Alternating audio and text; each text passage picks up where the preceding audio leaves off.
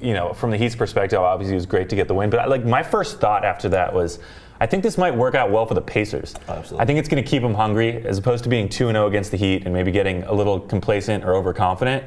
This is, I mean, like this, I feel like the fire, this kind of just adds fuel to it. You can't say a good loss, but it actually like will help. No. He, like David West after the game, who had a fantastic game, by the way. He's great. I think he had like, what did he have, 23 or something like that? I thought I wrote it down. I didn't. He had like 23, 22 points, 25 maybe.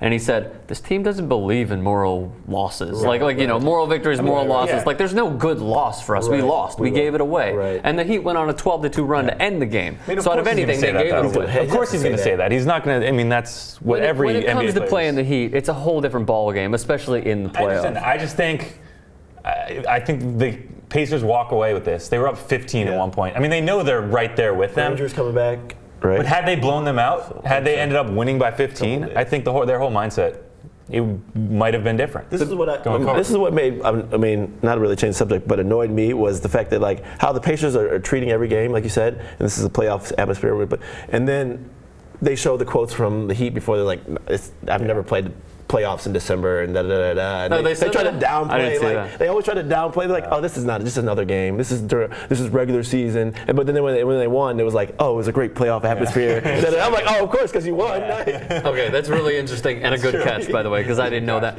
Should Paul George have gotten the foul call? Yeah, absolutely. You think so? Really? Yeah, I mean, the NBA is making this whole point to... He shot it way off balance. He didn't set his feet. Fine, but the NBA, LeBron barely had his hands on his waist. Look, they were there. That's all there. circumstantial, though. I mean, he went for, like, he pushed him. And the NBA is making an effort. It was not a hard push. If it wasn't a hard push.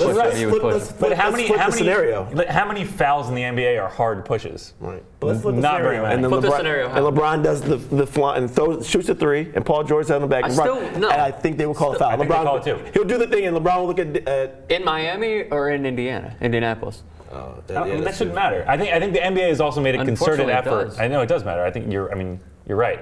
The NBA is making a concerted effort to protect jump shooters when they're in the air.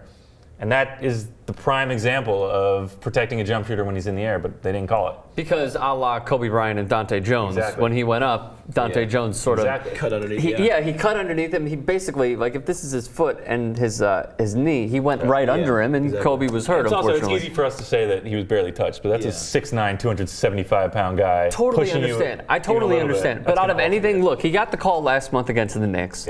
He got the call last year against Dwyane Wade in the playoffs. Out of anything, don't try to sell it. Just try to hit the shot. Sometimes, I mean, out of anything. Sometimes you got to sell it. That was also a really awkward play.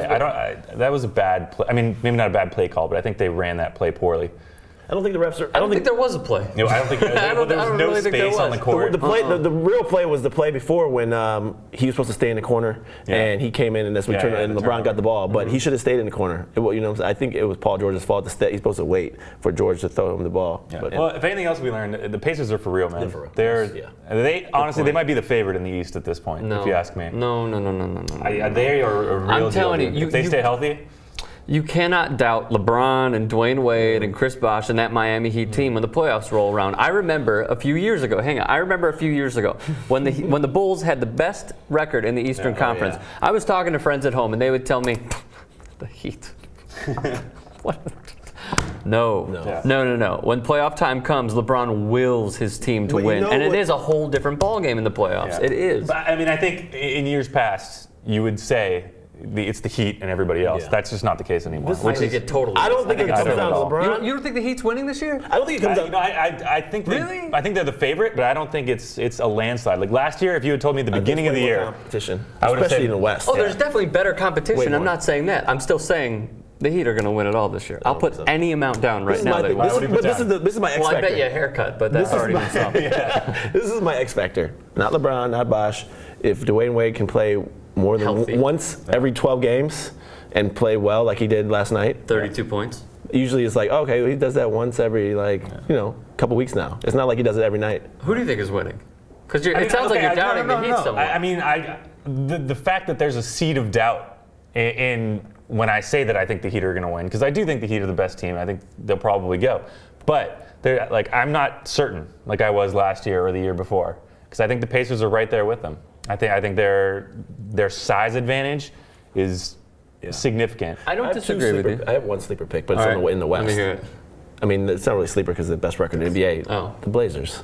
They're awesome. No, they're still a sleeper. They're still a sleeper because they're not getting the credit. And they're all the way, the Pacific Northwest, so it's kind of like nobody really watches the games. Yeah. It's kind of like Golden State. Nobody in the East Coast watches those games because they're like, well, who are these Curry? And the fact that matters is, like, there's not a game in the Eastern Conference that I want to watch until 3 months from now when the Heat play the Pacers. Yeah. That could be the one thing going against the Heat that people may have said in the past. The Nets will make it. Yeah, the Nets, totally. Is that the Celtics lead their division? I mean, just think about that for a second. The third seed is under 500 or something. Yeah. It's something amazing. ridiculous. Yeah, the Eastern Conference is historically bad. The next meeting, by the way, between these two teams is late March.